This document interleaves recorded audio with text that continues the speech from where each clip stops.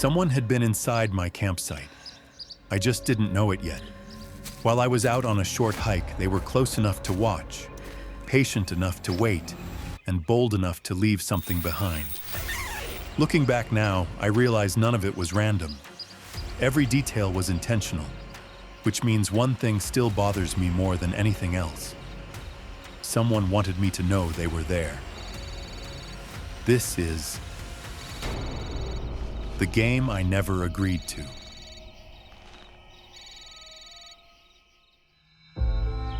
My name's Mike, and this happened late last summer in a stretch of state forest most people don't bother with anymore.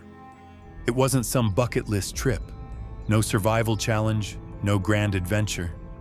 I just needed quiet. I remember thinking a single night in the woods might reset something in my head. In a way, it did. Just not how I expected. I parked at the end of an old service road that opened into a small dirt lot. The hike in was short, maybe 10 minutes, but dense enough that the trees swallowed the road behind me almost immediately. When I found the clearing, something about it felt prepared.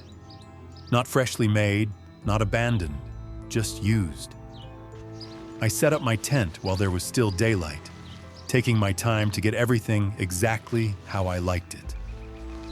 I've always been meticulous about small comforts. Familiar order makes unfamiliar places feel safer. When I finished, I zipped the tent closed and gave the zipper an extra tug. I decided to go on a short hike before sunset, hoping to stretch my legs and catch the last light. I took one last look back at my campsite. Tent zipped, everything in place. Then I started walking. I'd only taken a few steps when I thought I heard something behind me. Almost like a footstep. I turned. Nothing. Still, I stood there longer than necessary, scanning the trees, waiting for something to confirm I wasn't imagining it. Nothing ever did. Eventually, I shook it off and kept walking. The trail opened onto a rocky overlook, where the sky burned deep orange behind the tree line. For the first time all day, I felt my shoulders drop. I stayed longer than I meant to.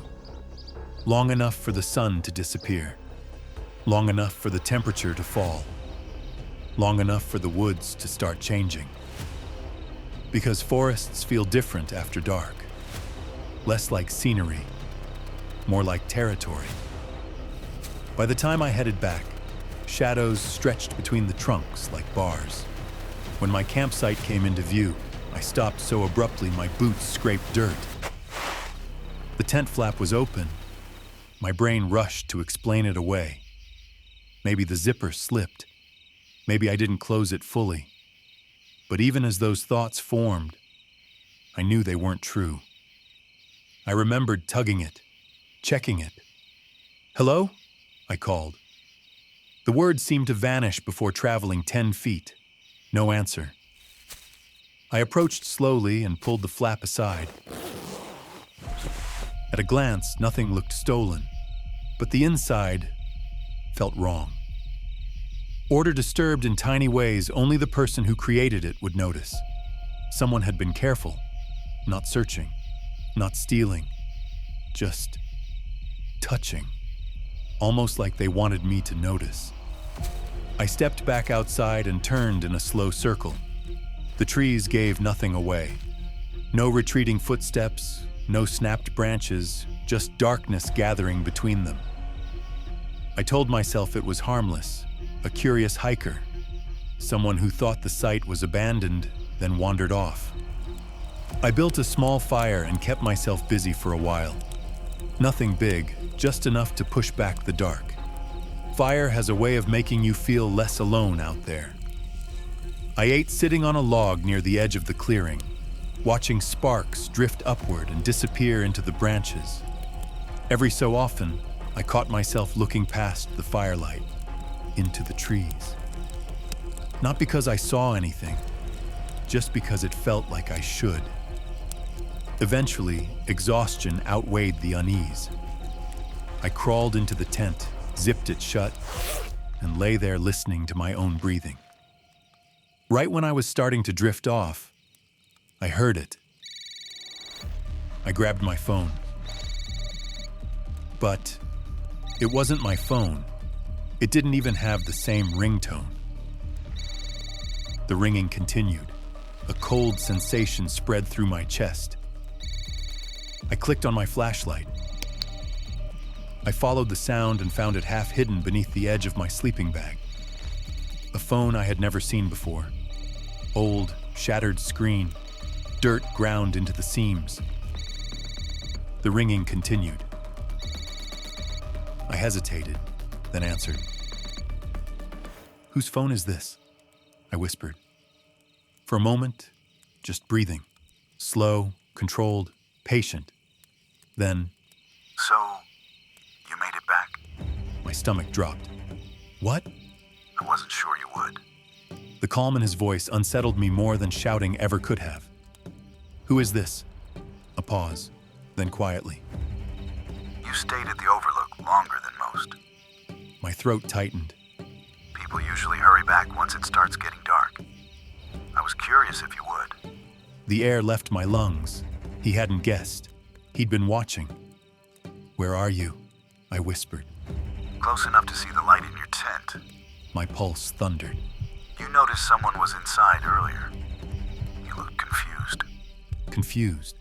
Like this was entertainment. This wasn't observation from afar. This was detail, proximity, time. "Why are you doing this?" I asked. "I was curious what you do. You're doing well so far." The words snapped something in me. I bolted. I burst from the tent and ran blindly through the dark.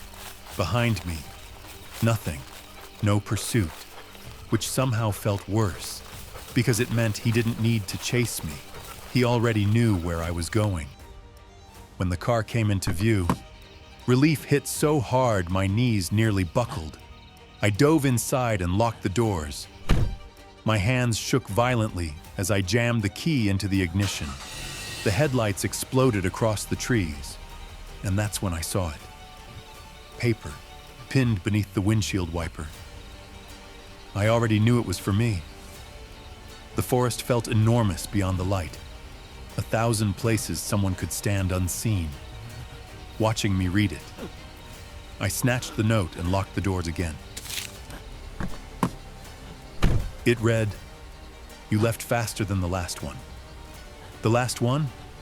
Meaning there had been others. Meaning this wasn't spontaneous. It was practiced, refined, a game.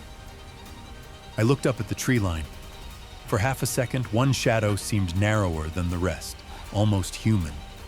I didn't confirm it. I didn't want to. I threw the car into drive and floored it.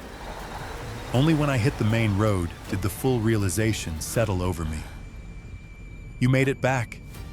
He'd said it like a checkpoint, like I'd completed a stage, which meant the hike, the tent, the phone, the note. None of it was random. He had been watching from the moment I arrived. Maybe even before I stepped out of the car. I never went back. Everything I brought is probably still out there. Sometimes I think about that clearing, sitting quiet again, like nothing ever happened. And I can't help but wonder if he watched it afterward, waiting to see if I'd come back. I've tried to explain it away. A drifter, someone territorial, someone unwell. But none of those explanations feel right, because the way he spoke, the patience, the precision, it didn't feel random. It felt practiced. Sometimes, late at night, one thought still finds its way back to me. I don't know if he wanted me gone, or if he was disappointed that I ran.